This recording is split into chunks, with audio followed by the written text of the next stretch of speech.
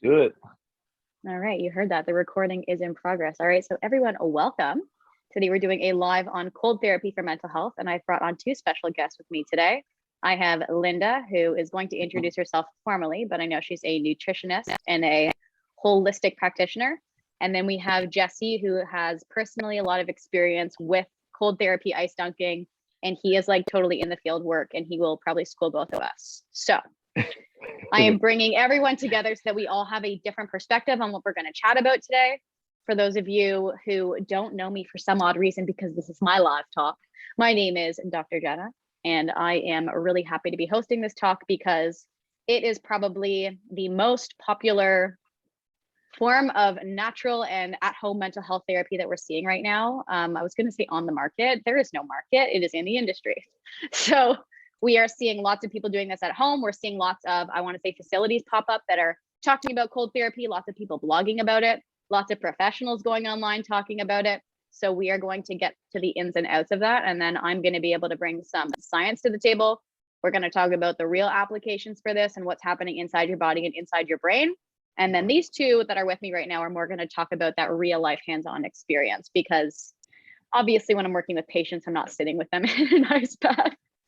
So Linda's going to give us some of that perspective of what it's like to lead people through that. And Jesse's going to give us the perspective of actually being inside the ice bath to such an intense degree that he's basically Joe Rogan. All right. So I'm going to pass the floor off to Linda first. I want you to introduce yourself, tell people what you do, and then we'll move on to Jesse afterward. All right, cool. So, hi, everyone. It's so nice to be here with you guys this afternoon. So as Jenna mentioned, I am a holistic nutritionist, but I'm also a yoga teacher. I've been teaching yoga for 13 plus years now. And I'm also a holistic practitioner, meaning I do lots of different therapies as well. So I own Down to Earth Holistic Wellness. And in my clinic here, I offer different healing techniques, different modalities like reflexology, different types of massage. I'm a Reiki practitioner as well, nutrition, Ayurveda. Wait, where's my business card? What else? And also a professional tattooist. That's, yeah. And what else? And yeah, so I offer different types of healing techniques here in the clinic, and I love cold therapy. It's something I've been doing now for quite some time, and so I'm really excited to talk to you guys about that. All right, Jesse, take the floor. Hi, everybody. As Jenna said, my name is Jesse. I'm very happy to be here, talk about my experiences, what I've been through, how cold therapy has got me to where I am today, and how it has changed my life mentally, physically, helped me with my anxiety, my depression. For work, I'm a car salesman by day. I love to work out at night. And from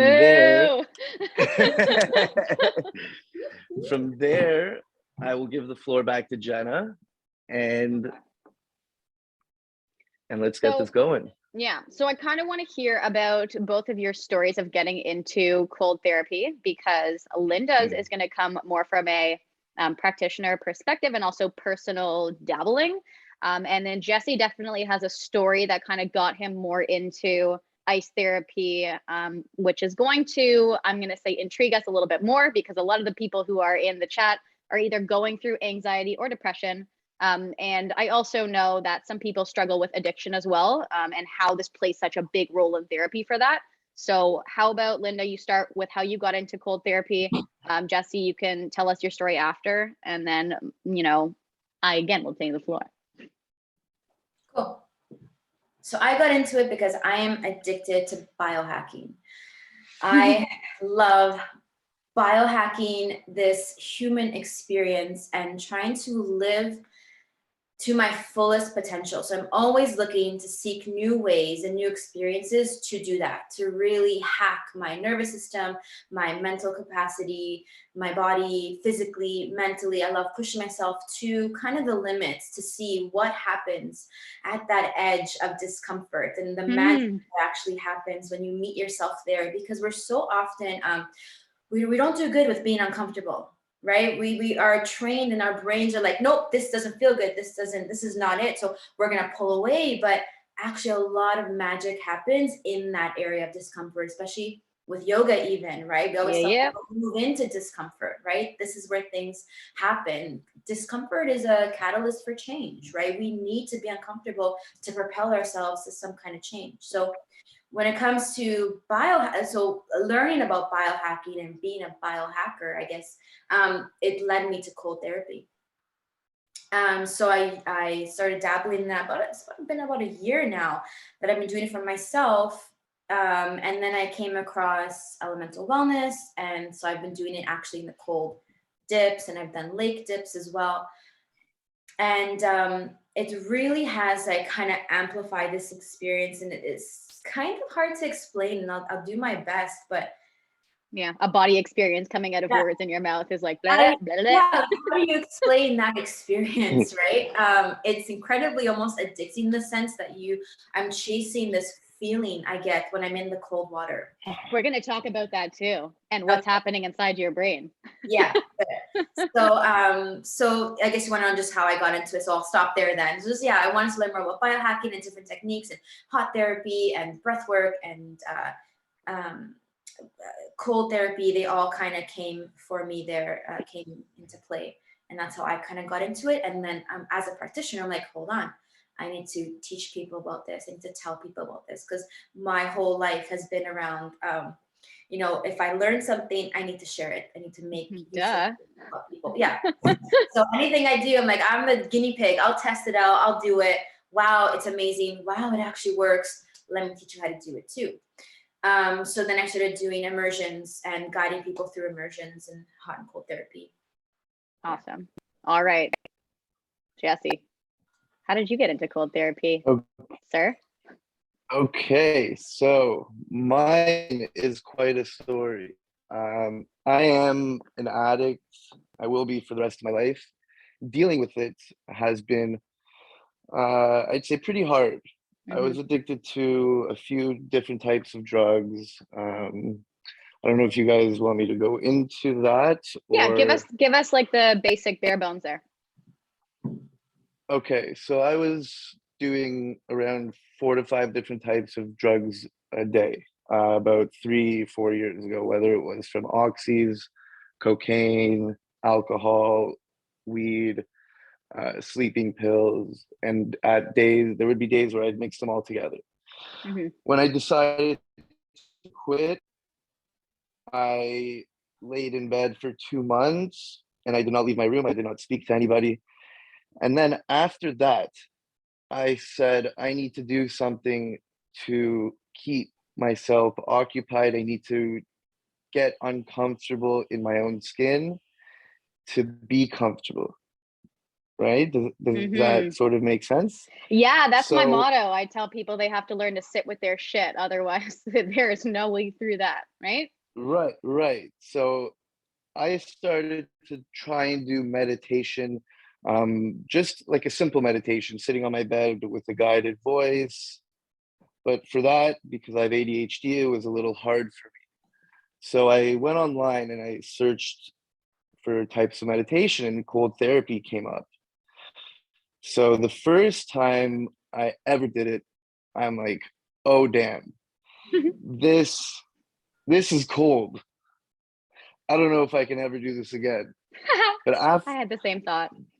But after I did it, after the first day, I'm like, I'm going to do this every day and see how it can help me. So from there, I started doing it every day, and I noticed a mental, a physical change in my body after about a month or two, where my mood, I would be positive every day, all day. My metabolism sped up. I wasn't gaining weight, and I would eat maybe 8 meals a day. So it turned into a form of meditation for me that I loved, because when you're in the cold bath, nothing else in the world matters other than focusing on your breath and and keeping it like that. You cannot, if your mind drifts away for 1 second in the bath, you can lose everything and you might have to just jump out. So you got to stay focused on the breath. And that really got me. It's like Linda said, it's hard to put it into words, but Yeah, you sound like me trying to describe meditation to someone and the yeah, purpose and the point, and they're like, yeah. It really did change my life. And just like I said, getting yourself to be uncomfortable in that situation, there's no better feeling, first off, mentally, because mentally you can push yourself to get through that. And if you can get through that, I tell myself you can get through anything, because sitting in a cold bath for 5 minutes with nothing on your mind but trying to stay warm, I find to be one of the toughest things to do. And it's actually one of the most animalistic things that we can do as human beings right now, aside from like jumping off of a cliff and getting that adrenaline rush. Right. So is now you can just go to your bath.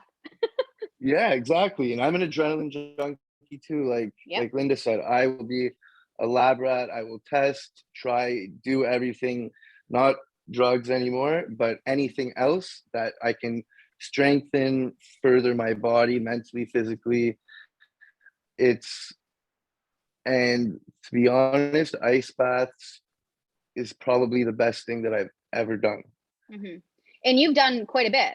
Like you've done I some do different things to help. I'm going to say, I don't want to say with drug addiction, but I mean, throughout your life, dealing with mental health stuff that had led to that point. You had tried other different avenues and nothing kind of clicked with you the same way that this did. Right. Nothing did really click. I mean, the gym and ice bath for me kind of coincide with each other, because now I go to the gym every day, and right after the gym for muscle therapy, I do an ice bath.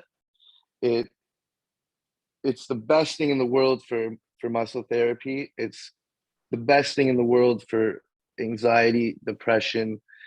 I feel like cold therapy is one of the most underrated, underutilized medicines. Yeah. underutilized medicines in the entire world.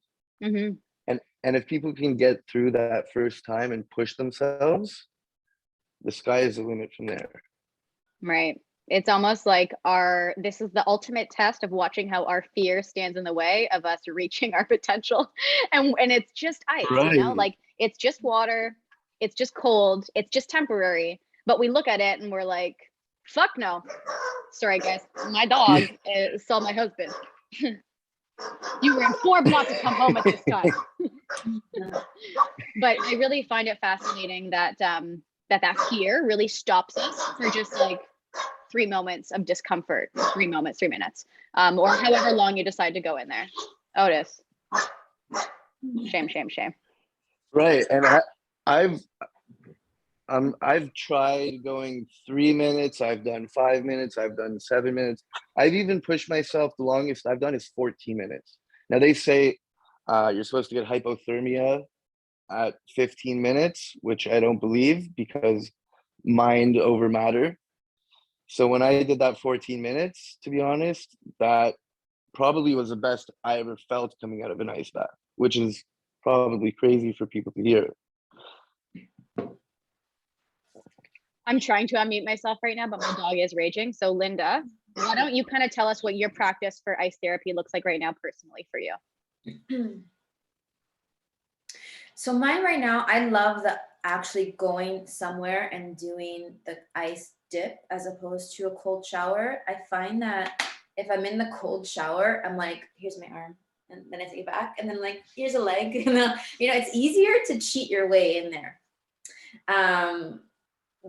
So I prefer just doing the cold dip and just actually going in, And for me, for a while, I couldn't get anything above my heart. Forget it. I could not get that in the water. It was like just Mhm. just to. I think there was a lot going on there. Maybe at the time, I'm like, nope. Yeah, no, I know going that feeling. I know Yeah. what that feeling is. Waist in. So I lingered there for like a little bit. I think my first time it was like a minute. So I lingered with my weight. I didn't give myself a timeline as to how long I wanted to stay, and just like, let me be here and see what happens. And then I'm very much I always compete with myself. I'm very like, if I say I'm gonna do something, I want to do it. So like, okay, I said I'm gonna do 2 minutes today. I'm gonna do 2 minutes. So, and then I went in like slowly, and now I can get up to my neck, right? Because I do have a lot of tension in my neck.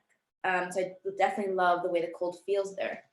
So now, and it was just a very slow process, and now I'm up to the same about like 13 minutes or so, 14 minutes in the ice, and it feels incredible. But it did take time. I didn't go there right away. It took maybe a few months even to get me to that point. And there are even some days where like I'm at the 6, 7 minute, but then I remind myself, well, you did 14 minutes, right? So you want to honor yourself and like say like I'm doing great regardless.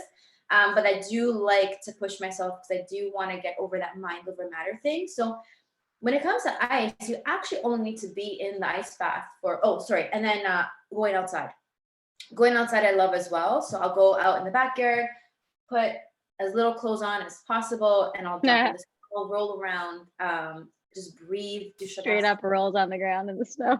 Yeah, walk barefoot. All those things though will help you to do the cold bath better. So I always tell my clients that like, listen, you Yes. get into the cold, like, get into the snow, like go take a cold shower. It'll start conditioning you to do the cold dips, right? But I love being in nature. So being outside and doing that is an incredible experience, especially if it's a nice sunny day, or going in a lake and doing it there as well, which is also just a beautiful experience too. I forgot my train of thought, but That's so good. I prefer being going somewhere and being kind of submersed in the experience and just taking my time and letting myself go like slowly into whatever goals I have. So my goal is around 15 minutes, and I'll hover there for a while because I feel like I'm good with that. However, what I wanted to say was 30 seconds is really all you need Mhm. in a cold bath to get the benefits, because the idea is to shock your nervous system, right?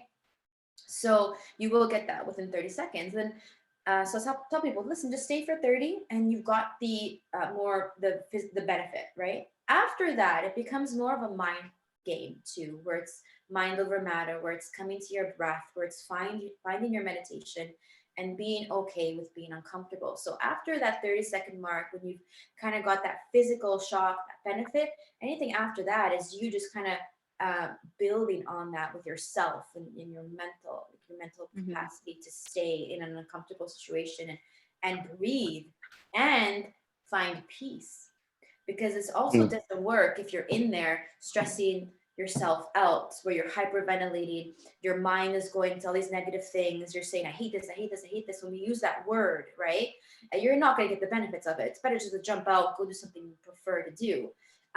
You have to almost be okay with it. Like, yeah, this sucks. My computer's gonna die. Yeah, this kind of sucks, but like, wow, like I'm doing so much good for myself. Like, this is amazing. When I get out, I'm gonna feel so good.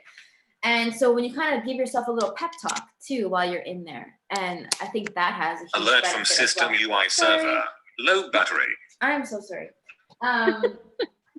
Oh, this world is a scary place. Our computers talk to us.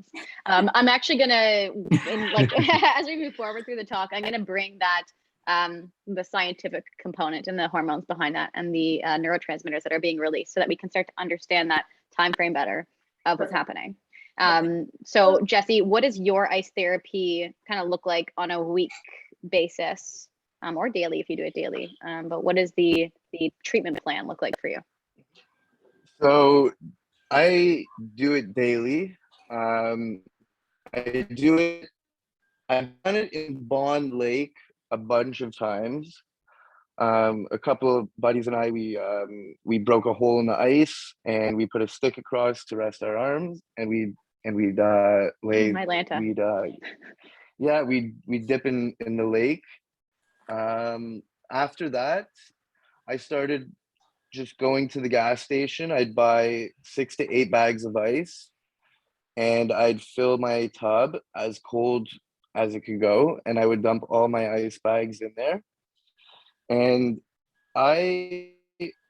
Linda, I've done some research, not to discredit the 30 seconds, but if you're gonna do it every single day, I think the benefits come out at about 2 to 4 minutes every day. That's if you're going to do them every day. The benefits of the antioxidants, where it multiplies up to 540%. The metabolism, it doubles. It's where you start to see your mood, your anxiety, everything will start to change. And that's how I've noticed the change somewhat. You know, it doesn't happen just from 1 or 2 or 3 times. If you can do it 1, 2, 3 times and you don't like it, and you're just doing it to show that you can, all the power. But if you're going to do it every single day, 2 to 4 minutes, I'd say, is the max. Now, I like to push myself, just like Linda. I like to see how far I can go. There will be some days that I'll sit in the tub for 3 minutes and say, okay, I know I can do longer, but you know, I feel good right now. I'm just gonna get out. So. Oh, I thought that was Linda's finger coming up on the screen. She was like, No, you're absolutely right. So what I should clarify, you're right. So what I should clarify is my research on the 30 seconds is in regards to longevity and increasing longevity. So what happens in the 30 seconds is that, so they're different. So in the mental health aspect of it, yes, you're right. Mine is when it comes to increasing longevity. So what happens with the 30-second shock is that we have cells in our body that are either moving too slowly, about to die, or not dead yet and haven't died yet. So what the shock does is it kills all those cells in our body essentially that are on their way out but haven't done that yet. And so when it kills those cells, it creates space in the body for reproduction of newer, better, healthier cells. So this helps with the longevity aspect of that shock. So not so much for the mental health aspect, but more for that shock on the cells of our body to kill off those ones that are like just lagging and slow moving and just need a little push to die. Right? We want to kill off the bad cells, create space for reproduction of better, healthier cells. So, sorry, thank you. Okay, are you ready for me to dive into some science right now so that we can explain to our listeners kind of what's happening with that timeline?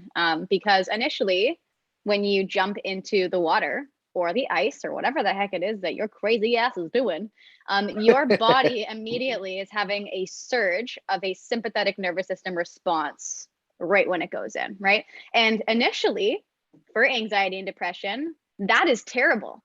We actually don't want to be having sympathetic surges because it feels very similar to an anxiety attack. It feels similar chemically to a panic attack, and it feels similar to, let's call it an active state of depression, right? Not the numb dissociative state, but the active ruminating, constantly stuck in the head, lack of motivation phase.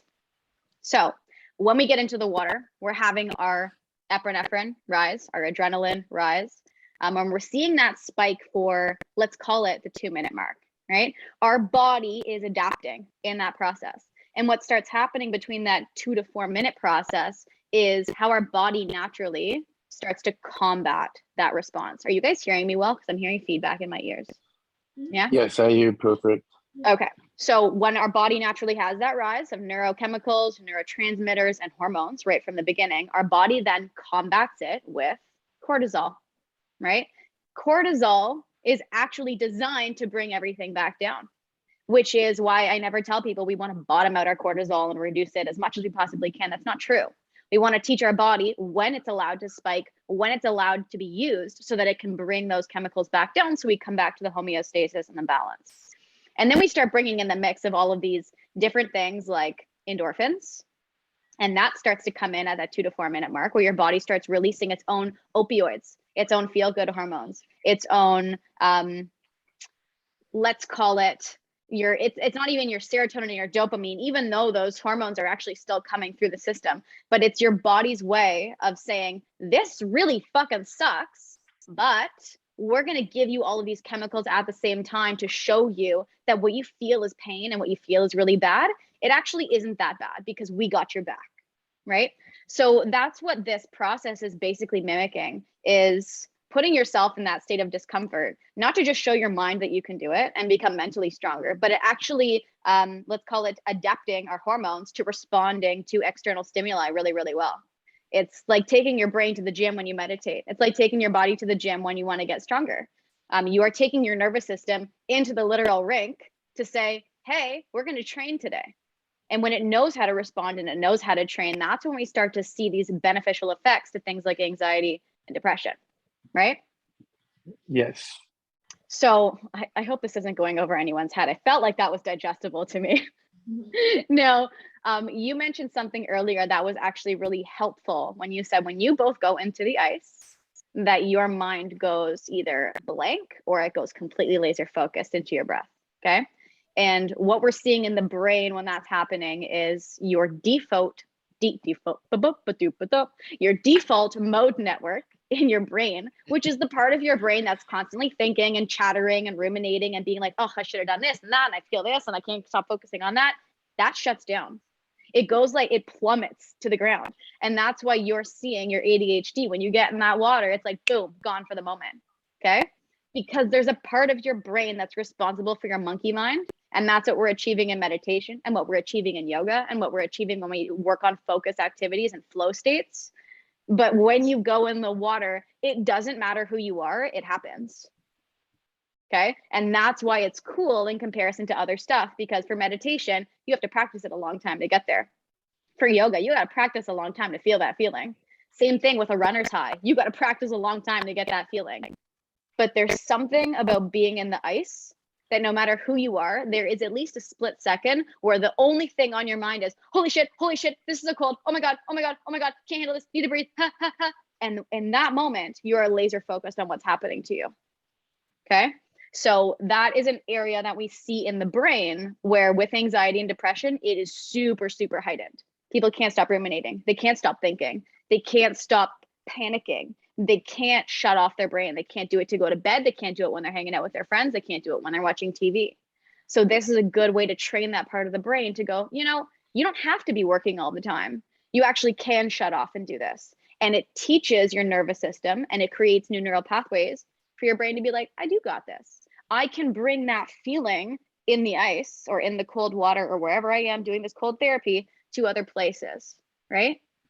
And I'm going to say for Jessie, that realization is more dramatic than for Linda, because she does practice all the yoga and the meditation. And this is just another thing for her to do and be like, I got this. But for you, if you have ADHD outside your whole life and you're having difficulty focusing because the rumination's there, because the anxiety is there, because whatever's happening, whatever's buzzing, now that you actually have a place to come back to where you're like, how do I achieve that? And your brain remembers it easier and better. If you were, talking to me and you were anxious and ADHD and I was like, focus, Jessie, you'd be able to be like, I got this.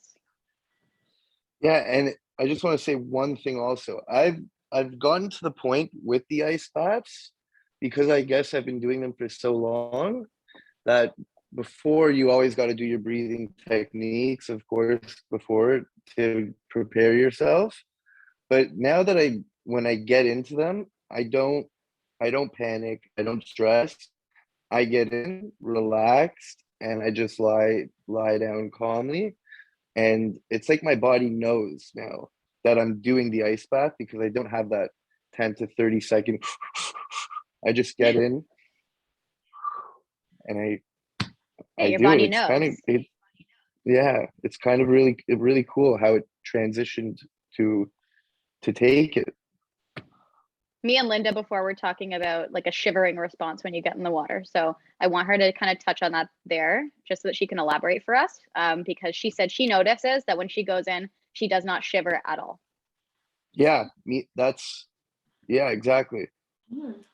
So it's funny because when the last immersion that I did, through my immersion, I don't shiver. I'm in there and I don't necessarily feel cold. I feel other things like the blood rushing from my feet and all that stuff and the pain and all, but I don't feel necessarily cold. But that's also because I'm very in tune with my breath and I'm there. The last immersion that I did, I was talking to actually some of the girls that were outside of the bath. Obviously, they were in there with me. They were outside. We were talking, right? And as I was talking to them, having a conversation, I actually started shivering in the water. And that was the first time in all the baths I did, the cold therapy, that I started shivering. And then I realized it was because I wasn't present in what I was doing. I was in the conversation. I wasn't focused on my breath. I was laughing. It was a good conversation, but I was all into that and not into what I was doing in the moment.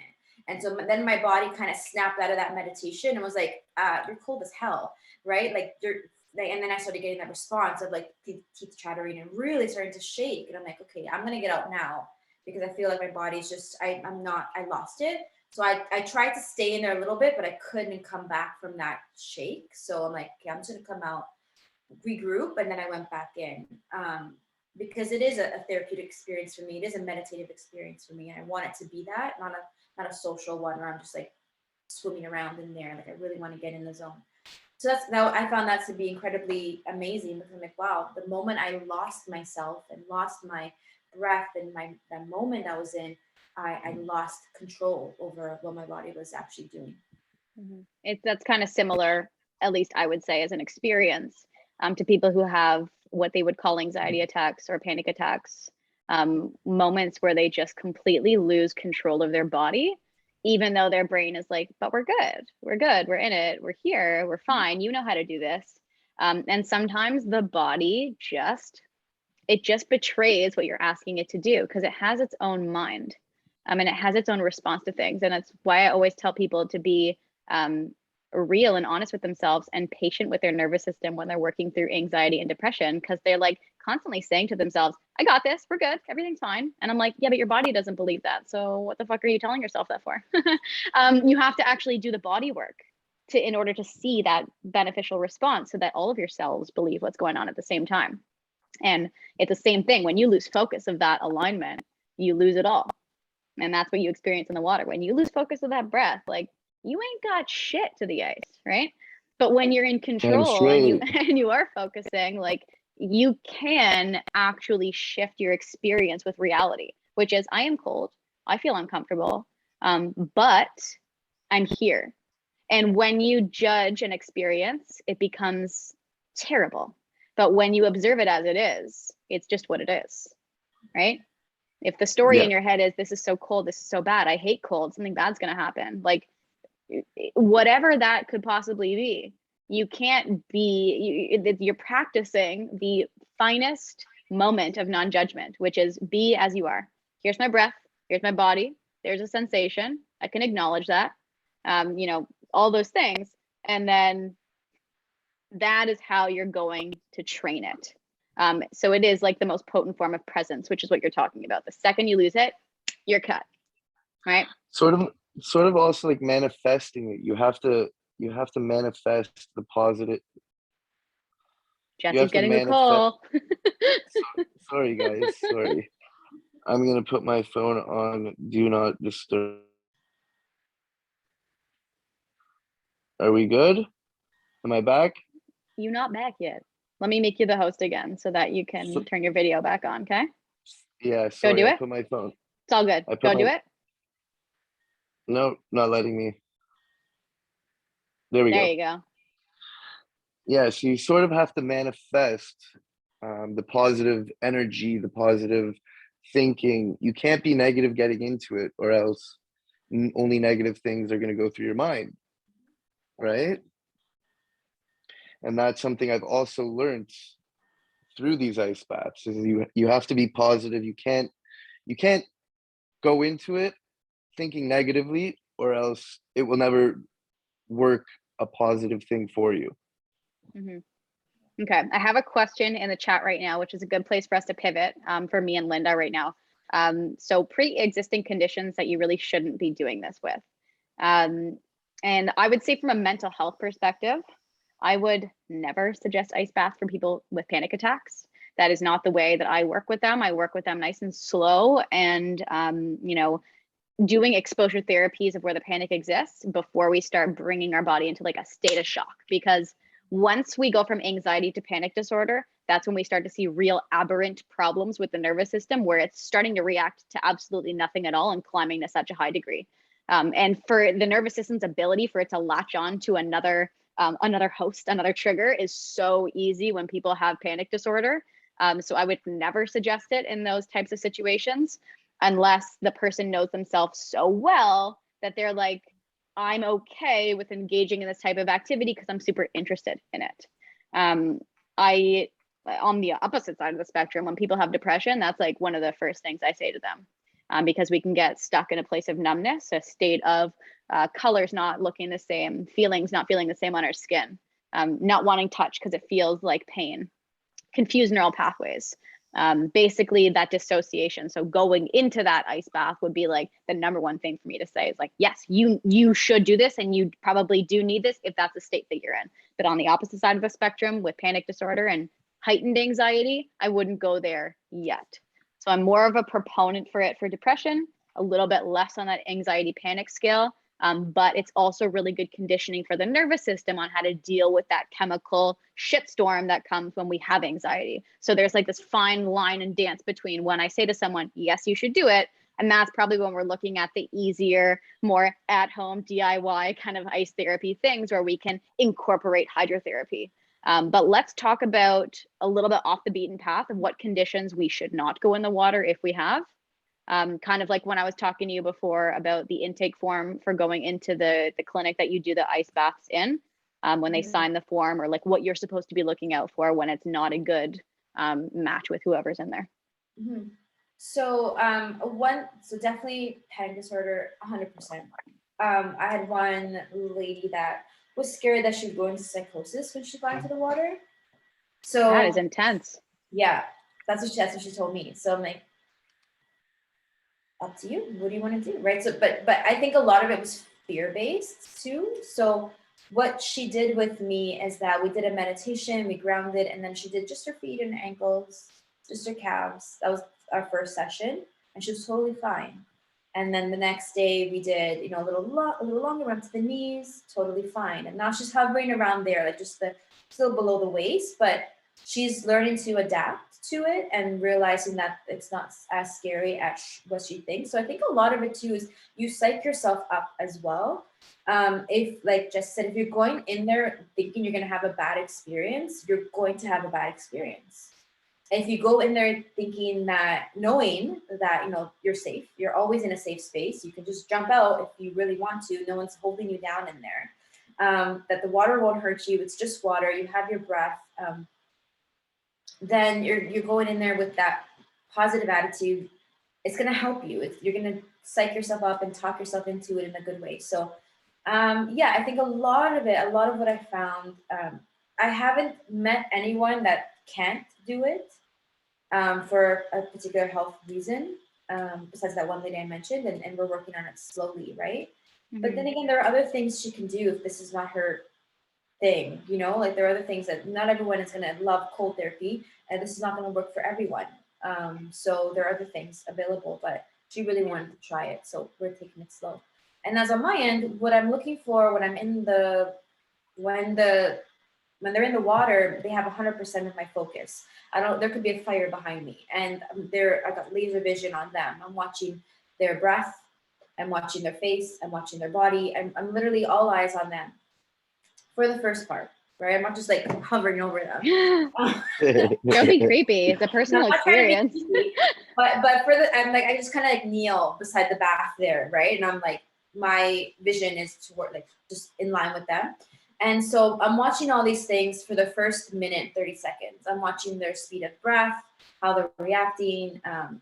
I can find out before they can if they're going to have a negative experience by starting to notice the cadence of their breath or something, right? So, and so once I notice that they're okay, so once they've gotten to that meditation and they're breathing normally and comfortably, then I step back. So I'm still watching them, but I'm just kind of a few feet away now, letting them have their experience. I also talk to them. My head is literally right beside their ears. So I'm literally almost whispering and talking to them, telling them how strong they are, how capable they are, how amazing they are, how much, all the hard things they've done in their life, and now they're doing this, they can do this. So I'm literally there kind of coaching them through the experience to kind of reprogram what their mind is talking to them. I'm trying to shift that train of thought. It sounds like we're having a home birth right now. I'm like, Honestly, I got this. breathe. But yeah. And then once I see that they're good, then I let them have their experience their way. My goal is just to get them in there, watch their breathing, make sure they're breathing calmly, and then I step back, because the whole idea is to not have me in your mind, in your head, and just experience the way you're supposed to experience it, right? I just thought of a question right now. This is about technique, and because you're watching them, you'd know this. Yeah. Do you coach people to sit like completely still? And like Jesse, I'm assuming that you're like stoic when you're in there, just focusing on your breath.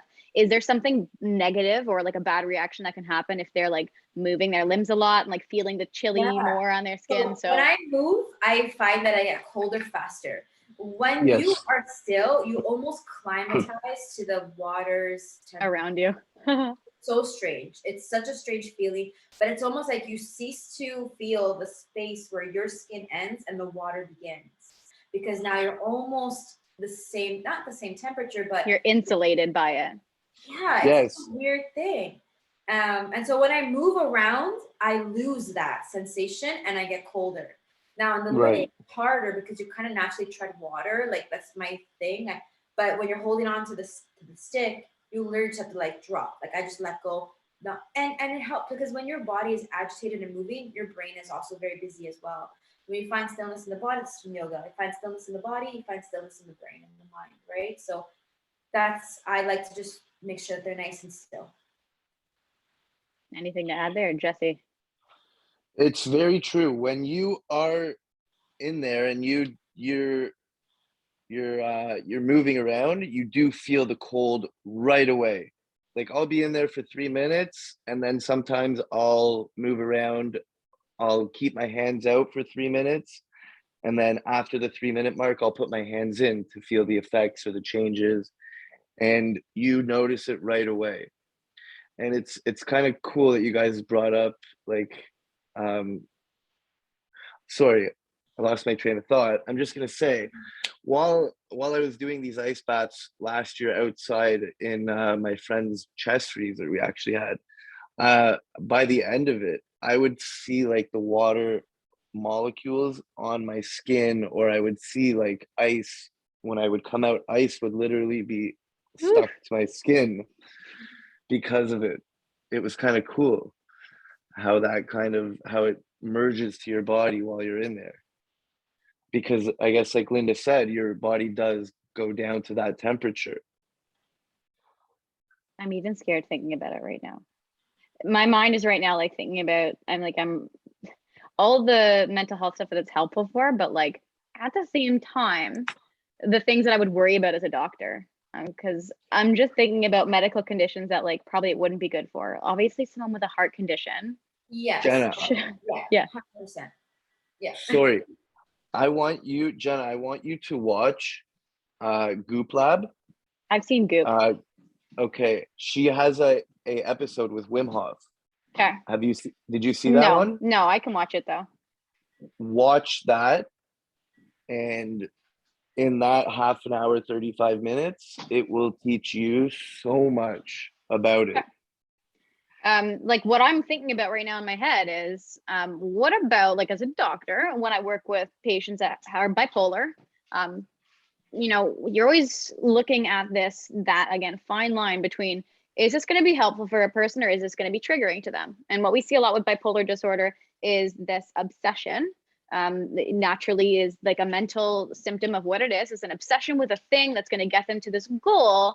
And I wonder if that would be like an unhelpful task for someone who would fall into that realm of being obsessed with certain type of activities or feeling a certain way about a goal. I wonder if it would trigger people outside of a depressive state and into a manic state. That's something that I would actually be curious about as a practitioner, because when we look at depression, we really want to see that pull out of it. But where would we be triggering the sweep in the opposite direction? So that, again, probably no research done there, but maybe a lot of anecdotal evidence online of someone who does have bipolar and does participate in ice baths. But that would be a concern that I'd have as a practitioner, and also heart conditions as well. I think I'd be less concerned about lung conditions, mainly because it's forcing yourself to catch a deeper breath.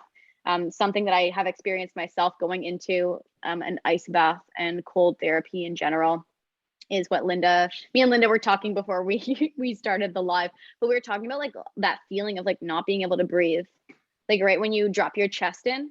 And I know that when I was doing the polar dips in the pool, when it started like snowing outside and I kept it open, and I was going in there, when I dropped in, like it felt like my lungs were being encased by a foreign object that I can't really describe. Can I share something? And like, yeah. Just a little quote. It's like the water is breathtaking, but don't let it take your breath away.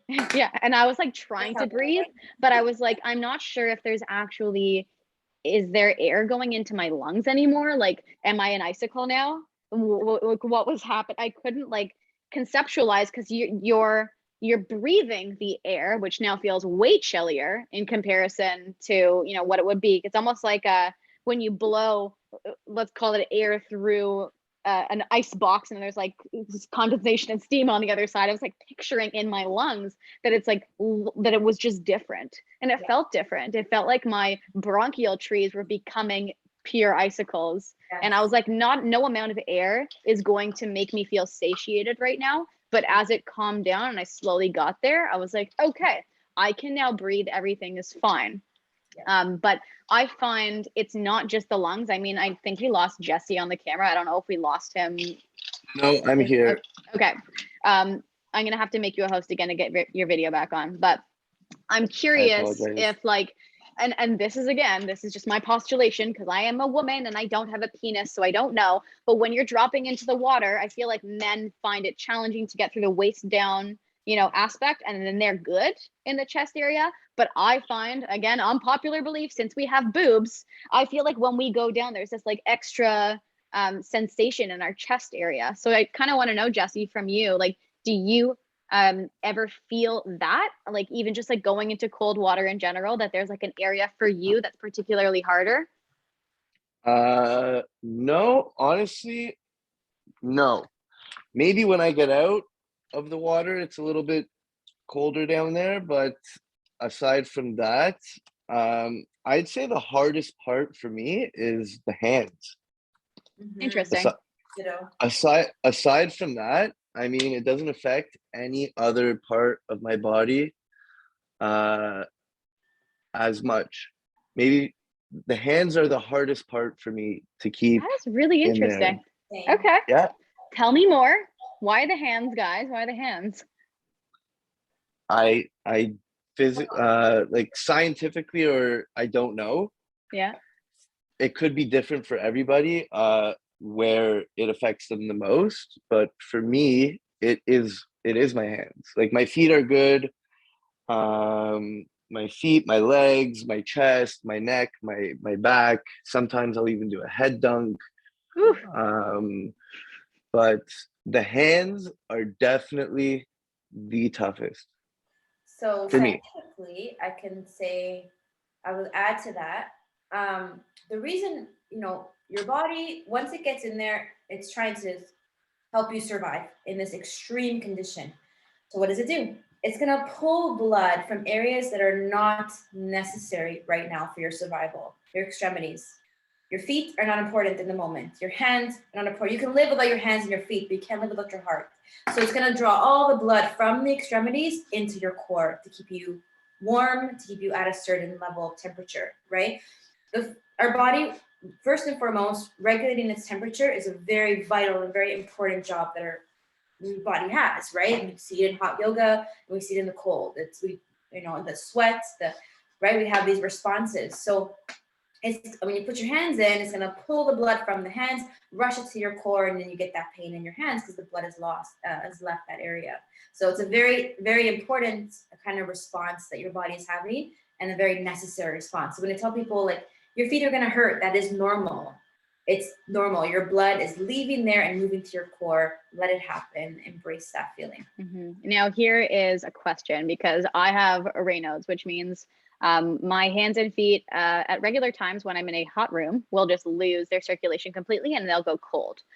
So I naturally rest at all times of the year with like colder hands and colder feet. They'll go yellow like a full Simpson, or white, and then they'll turn purple because the blood will come back. So I know in the past when I have brought this to like naturopathic doctors' attention, they've been like, hey, hydrotherapy might be really good for you because it might help the circulation go to the hands and the feet.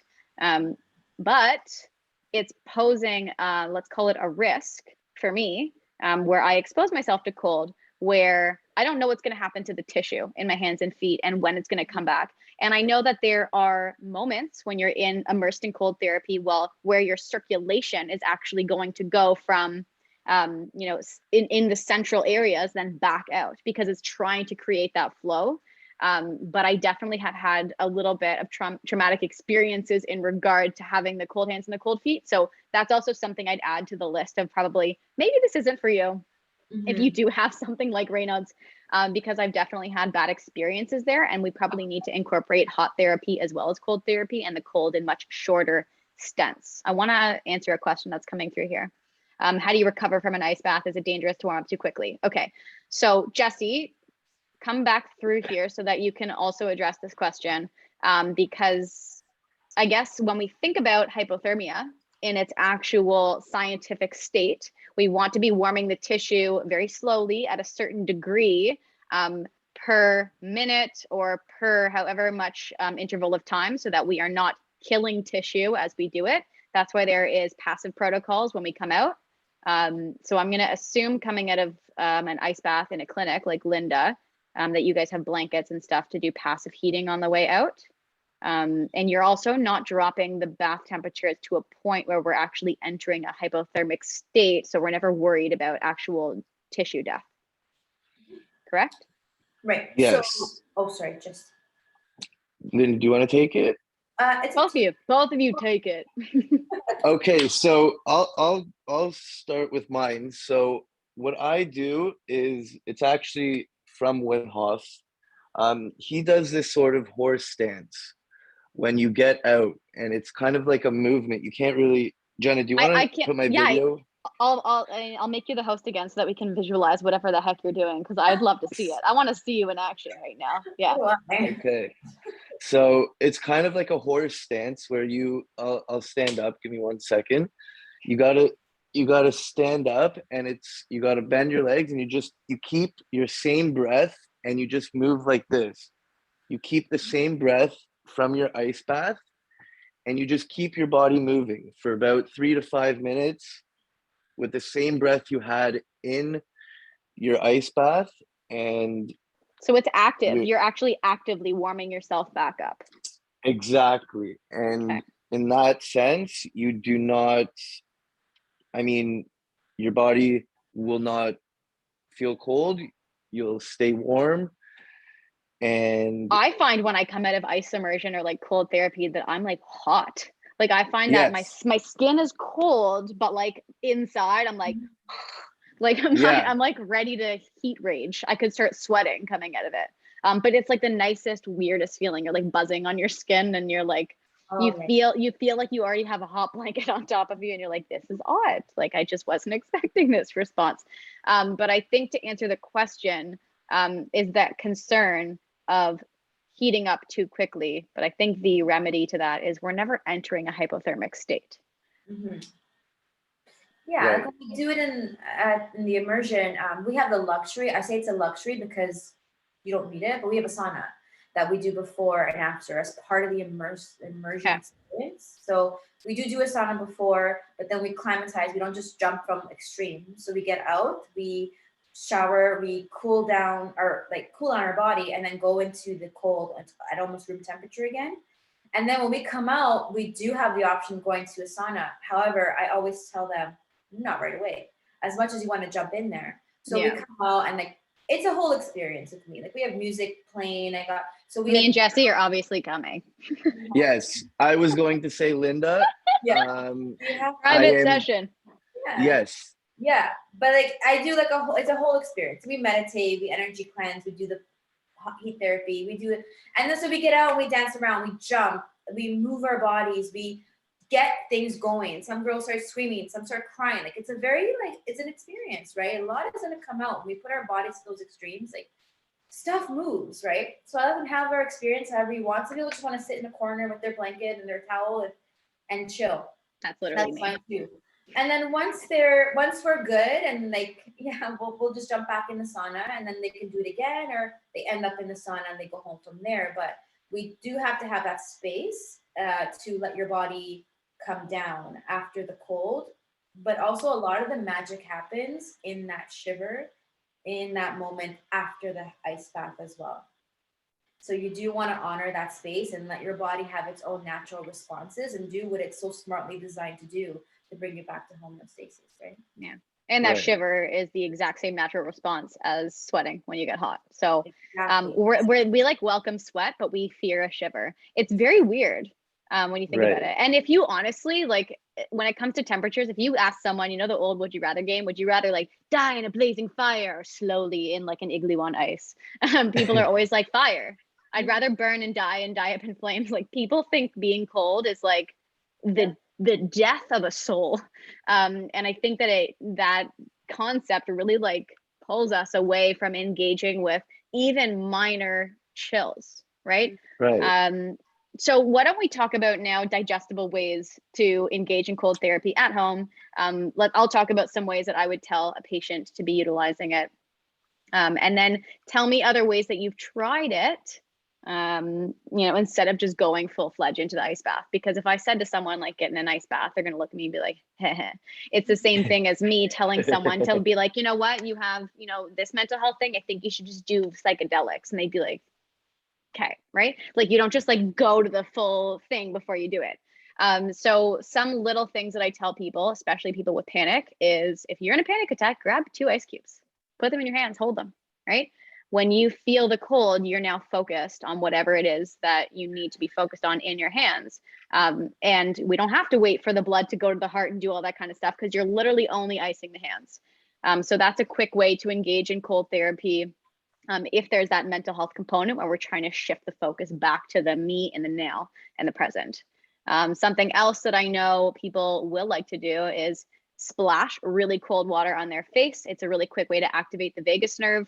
Now that I'm thinking about ice, another way of doing it is even placing ice cubes behind your ears, because that's where our vagus nerve is going to be passing on both sides. Yeah. I know there's also a trendy thing on TikTok where people are putting ice packs on their chest because our vagus nerve is traveling down in that area. So people will just straight up put it there. I don't know how, you know, impactful I think that is. I think icing your heart in that area is just generally not necessary. I think when we can access the vagus nerve as close as possible, that neck area is really good. I guess putting even like an ice pack around your neck, and like, you know, having those like a neck pad and just like sitting there and engaging in it that way.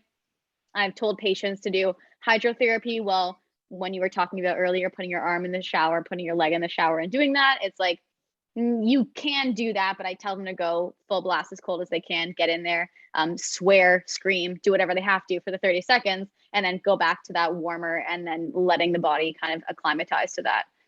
So those are some simple tricks that I use for people who are obviously not ready to rage and jump in a cold bath. But a lot of the people I tend to work with are like real high achievers and they're 10 out of 10s and ready to go. And they're like, I want to feel all of the pain. And I'm like, okay, let's do it. Right. So what ways have you tried at home aside from doing an ice bath for yourself or doing a cold shower for yourself? So for me, cold showers, like Linda said, are harder than ice baths. So I would recommend maybe turning do a bath with the water as cold as possible as you can without any ice at first. Obviously before, do 5 to 10 minutes of breath work. Breathe in, breathe out. He makes it sound so simple. And then after you get to the point where you tell yourself, okay, I'm ready, after your breath work, you just get in. Do not double think. Do not say, okay, I might not be ready. As soon as your breath work is like taken jumping off a care cliff. of, exactly, just dive right in. Don't Because double guess it. if you have a second thought about it, it will change your mindset right away. And that's one thing I've learned. When I'm ready, I just boom, Yeah. I go. When I do it in the pool, I don't step in. It's we're jumping in, and I'll jump Yeah. into the shallow end so that my head doesn't have to go under, because that is quite unpleasant when it's very cold. But I will jump in full body right at once. I think that's like the worst part about ocean and lake, or not lake water, because usually you jump in, but like ocean water, when people are like, oh, it's too cold, I'm not going in. I'm like, yeah, it's because your toes felt it and then your shins felt it. And like, if my shins felt that, I wouldn't want to go into my chest either, right? You just got to dive into the wave and get through it. Exactly.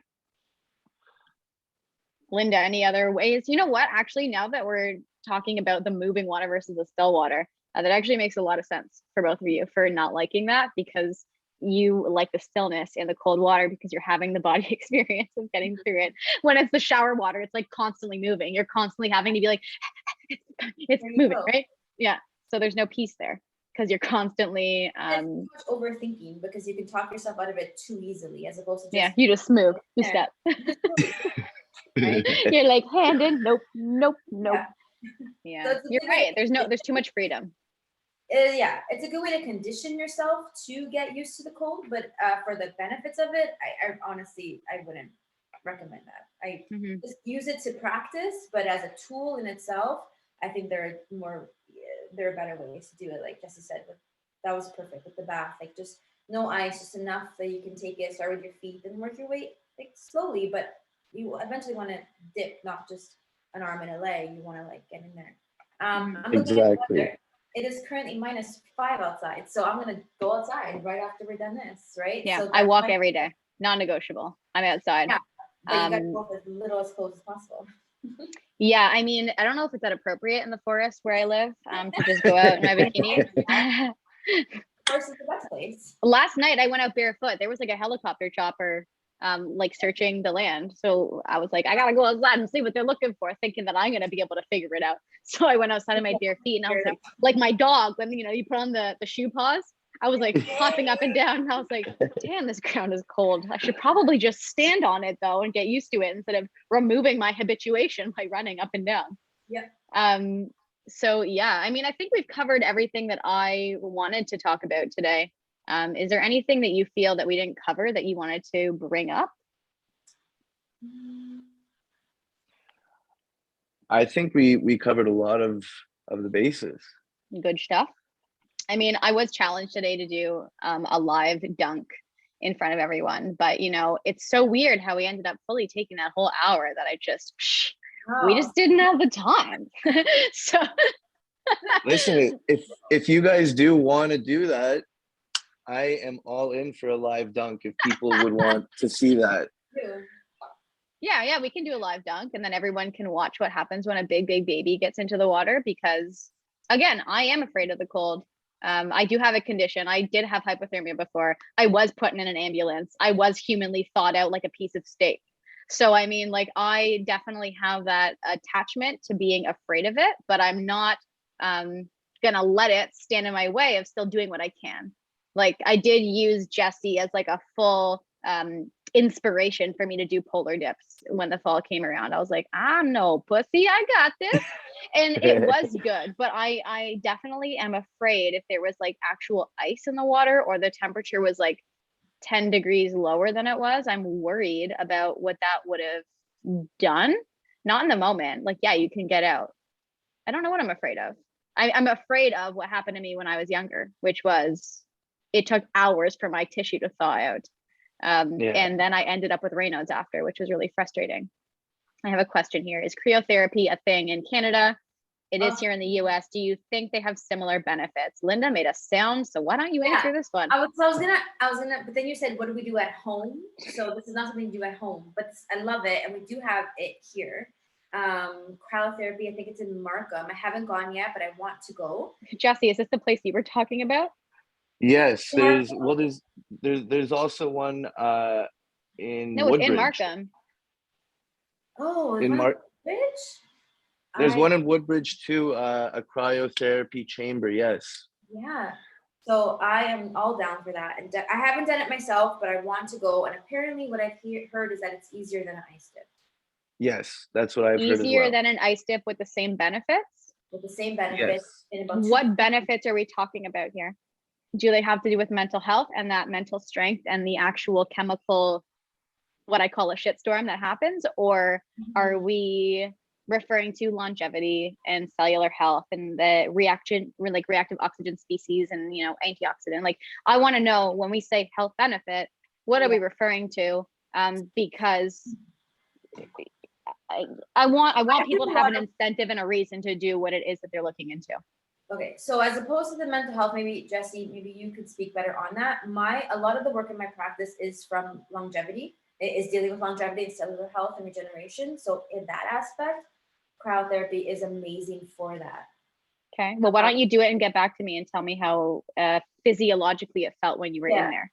Yeah. Like, tell me if you had the Same actual response and that kind of stuff, Yeah. so that I can better understand. The rotation aspect would still be there because you're standing up, you're in this chamber thing. The optics are different as well. So I wonder if it's like they advertise it a lot as for the physical benefits, on athletes go and stuff like that for recuperating and stuff. So that's how they kind of market it. I'm wondering, I market it in a more spiritual aspect because it's just my background. Yeah. So I'm more into that part of it as opposed to the physical as well. So yeah. So I'm seeing a comment back saying, yes, they were asking about mental health benefits specifically because they do know it's a cellular health thing. So they were wondering if the bridge between the two brought the benefit to both. I am going to go right now with no, because if you're, I can imagine that if the actual adrenaline isn't being released and the cortisol is not being released and the adaptation isn't happening, then I don't think that we're going to get that same nervous system retraining, as opposed to like just targeting cells and like lipids and that kind of stuff. So I'm going to go with no, that I don't think it's helpful. I also have another question here that's saying, when is the best time of day for an ice bath? Should the time be consistent each time you do it? I love this. Okay. Yeah. We're gonna have the same. Okay, because I've been talking to everyone about this, and so Linda's far, excited. So excited. I'm so curious to see other people's. I cannot do it during the day. I can only do it at night because I literally get exhausted after. I am so at peace and so tired. Yeah. After, I literally can only do them at night so that I can go to bed after. And I'm just wondering if it's just me or if everyone has this experience. But for me personally, I cannot do cold. I could do a cold like rinse in the shower during the day, like a splash water on my face. That's cool. But to do the immersion experience, like only at night for me. Or like the last day. So with me, I find that every experience is different. No matter, I've done it morning, noon, and night, and I find that every experience is different. If I do it at night, I do get a little bit tired, but I still am energized. When I do them in the morning, I feel like I can conquer the day, and my mental state is just go, go, go. Afternoon, it's more, I do them in the afternoon when I do a workout in the afternoon. But I feel you can't really put a mark on it because every experience is sort of different. At least for me, I'm saying every experience I have in an ice bath is different.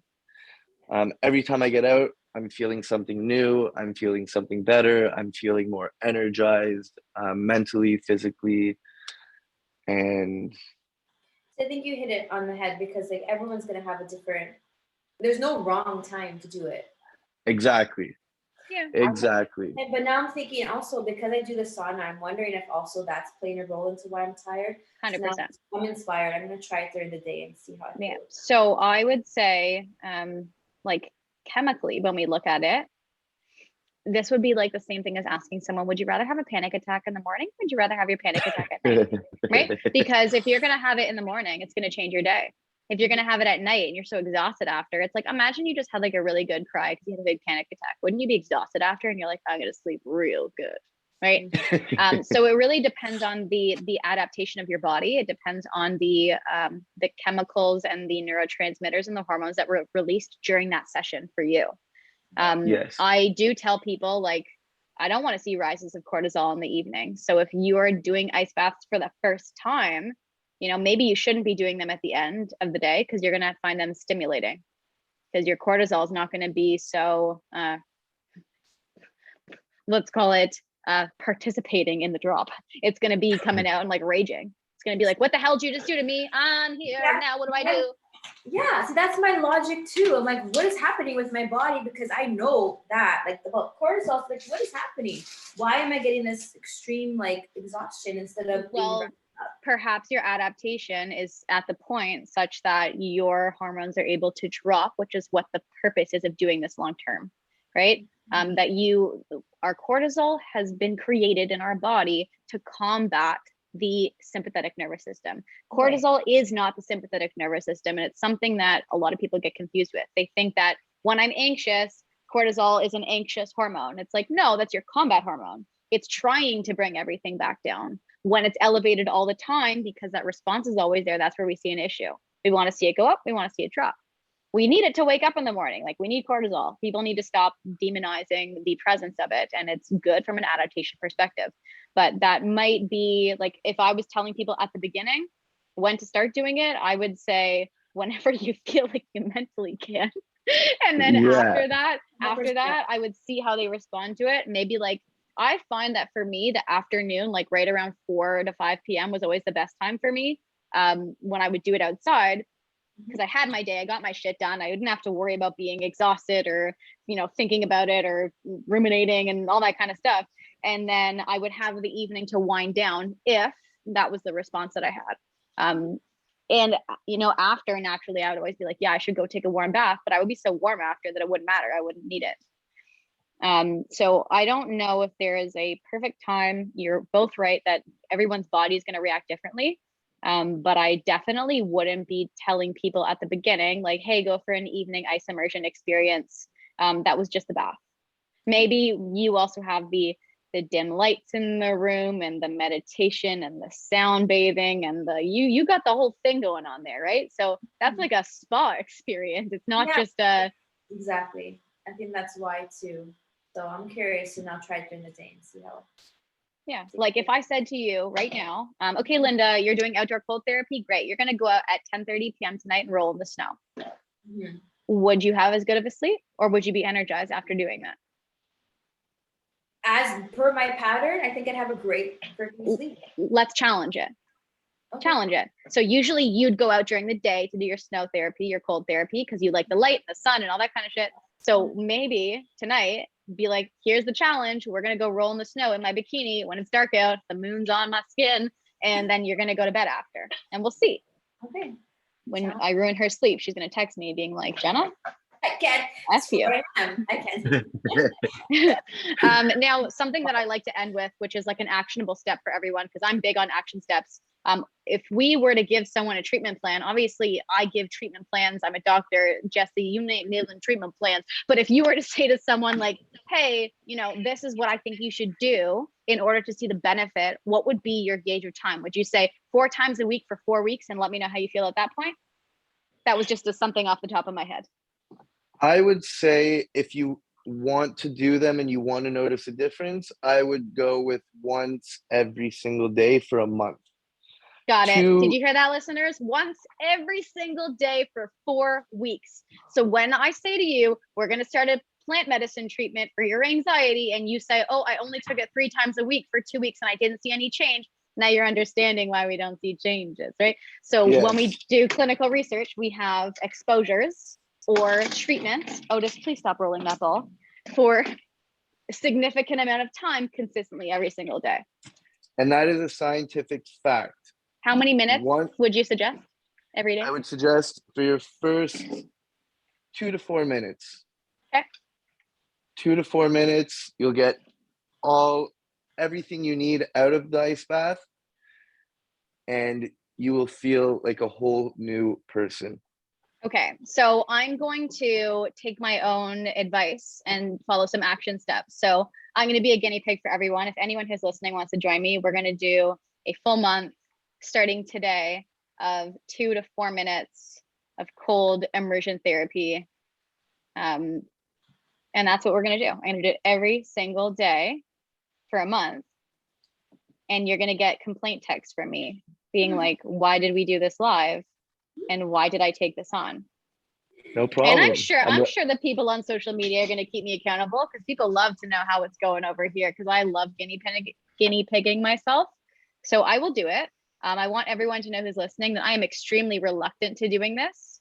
I hate cold therapy. I think it is the spawn of the devil. I want nothing to do with it. Linda's making this experience sound amazing, and I still want nothing to do with it. I don't want to go. I don't want to know about it. All I want to do is meditate and be warm. I have a blanket over my lap right now. I sleep with a heating pad. Okay. That's my vibe. So I'm going to do it for a month. I'm going to do 2 to 4 minutes every day. Hopefully you two can stay on my ass and make sure that I'm actually doing it.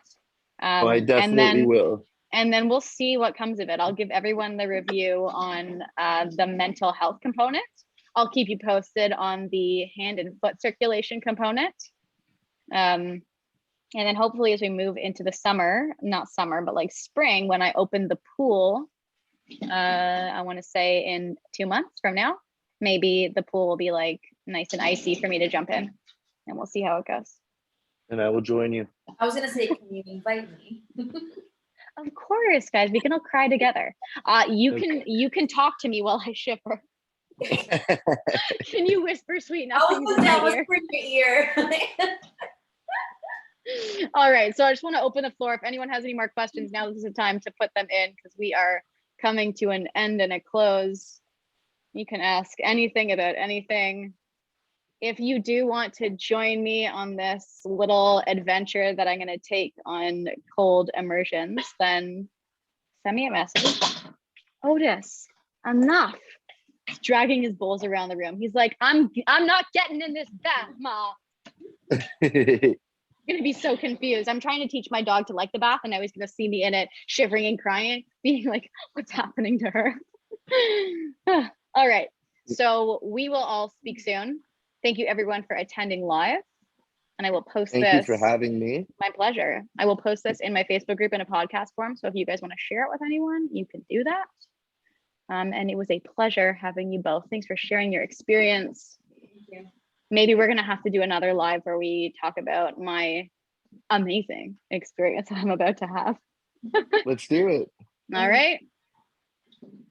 And Linda, and then I will maybe see you maybe if we go to Linda's, we'll film it live. Right? Yes. Me and Jenna are going to come, and I will keep her accountable. Where? You know what? Even the doctor needs a doctor, right? Even if he's a doctor of ice baths. All right, folks. It was a pleasure speaking with you. Peace out, and we'll speak soon. Bye-bye.